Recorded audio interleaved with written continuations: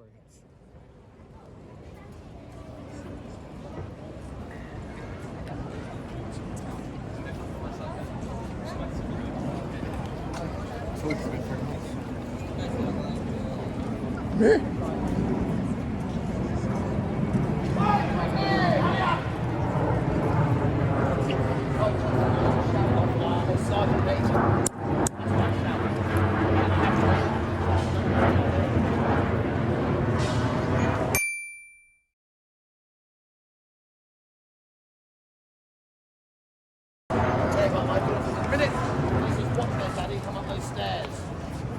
They're lazy, they're still in their PJs.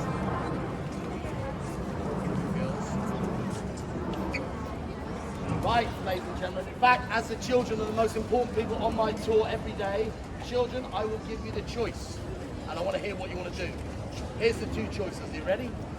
History or executions? I need to have a chat with some of your parents after this, I think. I'll give you a little bit of history first. Behind you, that is the Tower of London, more commonly referred to today as the White Tower. Built on the orders of William the Conqueror in 1078. It is nearly 1,000 years old. And that's where all of our kings and queens lived for over 500 years. It's got all the armor, the weapons. It is beautiful. You must go in there. That is the Tower of London. Entrance, go that way, plus of the tree, down the hill, wooden staircase on the south wall. Now the thing I love about that building the most is what's actually in the basement. Some of it was used to store beer and wine.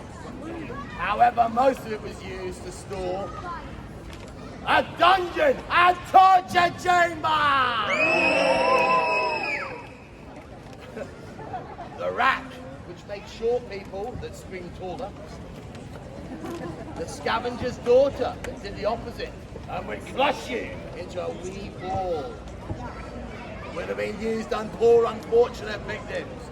It was a dark and evil smelling place, illuminated only by the torturer's candle. No sounds of the cries of anguish or pain would have been heard through those thick walls. Today, when you venture down into that lower basement, and you're going to, you're all going to find it's still a disgusting, evil, satanic place. Because we've now turned it into a gift shop. Oh, the prices are murderous, trust me. Sorry, children, not a bad dad joke. Right, children, would you like to know about the ravens? Now, the ravens, they were here way before the town was built, nesting in the trees, feeding on the dead, rotten corpses by your feet. Don't worry, we've cleared them away. However, legend or superstition decrees, if the ravens ever left the Tower of London, the White Tower behind you would crumble to dust. The monarchy would cease to exist, and I would be about to jump. So to ensure that does not happen, we have maintained an establishment of 6 ravens here in the Tower of London at all times. In fact, they're here by His Majesty's royal decree. So there is one thing, the ravens are not more important than in the Tower of London. Do you know what that is? No. Point at me. Say you. You. Ah. Torture for you. Now, one of my colleagues, he's known as the Raven Master. That's a cool title, isn't it, kids? You want to know what my title was? I got given in lockdown. They called me the Squirrel Master. Now, the Raven Master, he feeds these ravens on 2 daily rations of fresh meat. However, their favorite treats every day include 1 boiled egg and 1 oatmeal biscuit, which is soaked every morning in children's blood. I get a happy meal out of you. Now, you're all stood on Tower Green, the village green of the Tower of London. But unlike most village greens, ours is extremely unique because we have our very own private execution sign! Right where you stood taking selfies. What's the matter with you? Now that small glass pillar memorial, do not confuse with the public scaffold on Tower Hill. This memorial remembers 3 queens of England that were executed right there. Now all these other buildings to your left down the cobble path, that's the entrance to the bloody tower. Further to your right is a black and white Tudor building. That's the King's house. Children, why is it called the King's house? No, he's never lived there, which is a bit weird, but it is still the King's house. The Constable of the Tower lives there. He is the King's official representative. Currently living there is General Gordon Messenger, and he lives there with his family. All these other green doors, they serve as a combination, more importantly, one of them for me. Now when I moved in 5 years ago, I moved into number 7 Tower Green, which is that 3rd green door with the large white surround. Number 7 Tower Green is absolutely disgusting. It is the most haunted building in England. It's had 2 official religious exorcisms performed in there. Now when I moved in, I was told of these stories and I didn't believe them. But a lot of children ask me every day, dear Yeoman Warder Kelly, have you ever seen any ghosts? Well children, I've seen a lot of ghosts here, and you know why? I've lived here for 542 years. You're paying attention, I like you. In front of you, that's the Beauchamp Tower, the state prison room. You can go inside there, lots of inscriptions carved into the stonework. Now us young warders, more commonly referred to as beefeaters, we live here. If any of us get sick or poorly, I'll go to that green door behind me with the blue light above it, because that's the residence of my tower doctor. However, if I get really poorly, I'll go to the green door to his right, because that's where my tower chaplain lives. And he has the shortest commute of anybody in London, because he works right next door in the King's Royal Chapel, 1 day a week. Further to your right, this brown building is the newest building in here. Built in 1845 to house 1,000 soldiers of the Tower garrison. It is now the home to the crown jewels and royal regalia. But the thing I love about that building is its name. It's called the Waterloo Barracks, and that commemorates our great British victory over the French at the Battle of Waterloo. Huzzah! Where are my French ladies? Where are you? Where have you gone? Oh, please be here. Any French? No? You're not really, are you? Well, if you are and you're hiding, see those cannons outside the front? They used to belong to them. Right, children, are we happy? Right, because I'm running out of time, I've decided I'm going to put a smile back on your face instead of telling you of another execution. All right, I'll give you one.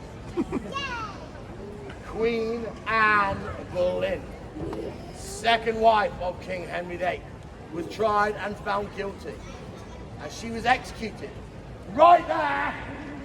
That's right where you all sat. On the 19th of May, 1536, but not with an axe. Anne feared the axe greatly. You already know why. When I told you stories of Jack Ketch, she begged, pleaded King Henry VIII to be executed in the French manner with a 2-handed, double-edged broadsword. Henry agreed to Anne's last wish, which I thought was rather nice. So he tasked an extremely handsome French swordsman, see what I did there, my French beauties, to travel over from Calais. Now this man was very sympathetic with Anne's plight. He actually hid the broadsword out of sight. When Anne walked on top of the wooden scaffold, she was deep in thought and prayer. Her last words recorded in history are, Lord God, have pity on my miserable soul. Now so accurate and professional was the French swordsman, Anne didn't hear or see the blade coming. And with one stroke, he took her head clean off her shoulders. Now when the executioner lifted up the Queen's head, it is also noted in history that there was a large gasp from the crowd. A large gasp from the crowd, because her eyes were still moving around the crowd, and her lips were still moving in prayer. And the reason for this is because the cut was so clean and precise. The head didn't realize it was detached from the body. Now, the only good part of this story is she would have been killed instantly. Anne knew under an axeman's blade, she would have suffered terribly. On average, 5 strokes of the axe to sever the head from the body. Sleep well, kids. Right, I am going to now cheer you all up, but can I say the best story to last? And I'm going to tell you about somebody that is infamous in the Tower of London, but is very much loved and adored. Would you like to know about him? Yes. Good. I'm going to tell you all about me. Now, most people that come to the Tower of London, they have no idea who or what we are. I'll give you a prime example. As I walked up those stairs a minute ago, a beautiful American lady, I believe she's from Texas, just said to me, "Oh my God, what a nice outfit." It is not an outfit, it is a uniform. I will find that lady from Texas and torture her into our life. Now, to become a Yeoman Warder, nicknamed the Beefeaters. By the way, children, we got that nickname because we used to live in the White Tower with the kings and queens. Because we've been a royal bodyguard for over 542 years, and we still are to this present day. And because we guard the king and queen with our lives, we got to eat whatever they ate. Predominantly livestock, like venison and prime cuts of beef. Now, a lot of the villagers outside the tower got very jealous of us and nicknamed us the Beefeaters. But children, I've got a secret to tell you. Are you ready? We also eat all of our vegetables. And it makes you big and strong. Now, to become a Yeoman Warder or a Beefeater, you have to serve a minimum of 22 years. If what was for me, Her Majesty's, now His Majesty's Armed Forces. You must obtain the rank of Sergeant Major, which might make us seem rather scary. You must also hold the Long Service and Good Conduct Medal. I didn't get caught. Now, if you have those 3 prerequisites, that just makes you eligible to apply for one of the most sought after, hardest jobs in the world to get. There have only been 420 Yeoman Warders, Beefeaters, since records officially began. There have been more people that have traveled into outer space than have worn this iconic uniform. I know this because I am number 409. And now you can all follow me on Facebook. Hashtag BP409. There are over 127,000 people that followed me during lockdown because I did videos of history and execution for children and families at home. For children, guess what I did, which made me go globally famous? I trained a baby squirrel from birth. This squirrel got locked in the Tower of London as a little kitten. I nurtured him back to health, where he then sat on my left shoulder every day. Guess where Cyril the squirrel is now? Dead. He went nuts. I'm a bad beekeeper. Yes, he's buried in the pet cemetery in the Tower of London. So, happy? Yeah. When we become one of us, we get sworn in on Tower Green just here. My colleagues form square around me. The constable makes it around the King's house. I place my hand on the Bible again, and I swore another oath of allegiance to Her Majesty Queen Elizabeth II. That made me a Yeoman Warder. Protect the crown jewels, the Tower of London, and all of you whilst you are inside here. Now, once I'd finished my 6 months probation, I was then taken to St. James's Palace to the Royal Chapel in front of the royal clergy, where a member of the royal family sat in attendance, where I was ordained by God as a bodyguard to Her Majesty Queen Elizabeth II. And I can tell all of you right now, the proudest, saddest moment of my military career was not that long ago, because myself and all the Yeoman Warders here, for 4 days and 4 nights, stood vigil next to my beloved Queen's coffin, the proudest, saddest moment of our military careers. And recently, we paraded on the newly crowned coronation of King Charles III.